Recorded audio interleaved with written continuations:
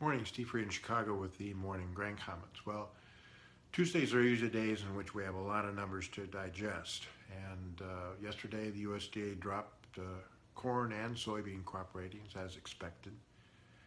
But the declines in Iowa, Nebraska, and North Dakota was probably in line, given some of the dryness out there and the storm in Iowa. And the question mark is, from an Iowa standpoint, how much is yield going to drop and how much acres are going to drop. The USDA announced that they will resurvey Iowa farmers for the September crop report on acres.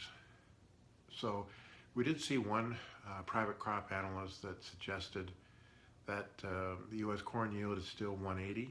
This is down from the USDA's August number, but up from average, and a 52 bean yield, which is also down from the USDA's August estimate, but up from trend. Those numbers would still be bearish to prices. We also note that Pro Farmer is going through the U.S. this week. Yesterday they were in Ohio and South Dakota. In South Dakota they estimated a record corn yield, while in Ohio they estimated a yield slightly below what the USDA said in August. In both states, soybean pod count was well above last year and average. We also note that that same consultant earlier pretty much estimates the U.S. Corn ratings by state as they did a week ago, but they did raise the category of states that will be above trend in soybeans by quite a bit.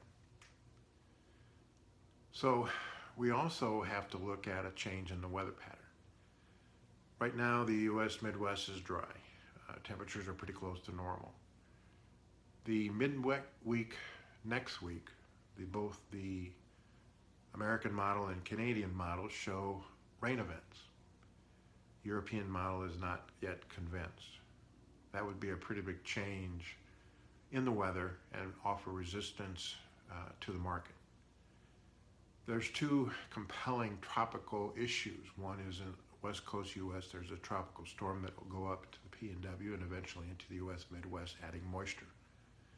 The second component is there's a couple tropical storms in the Atlantic Ocean that could come into the Gulf of Mexico, affect either Texas or Mexico, and take moisture away from the Midwest.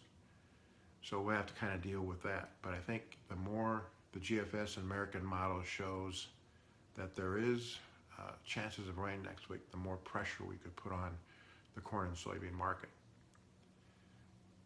We also note from an export standpoint, yesterday's export inspections were good for corn, but not as good for beans and wheat. And we'll still be watching every day any new news as far as soybean sales to China.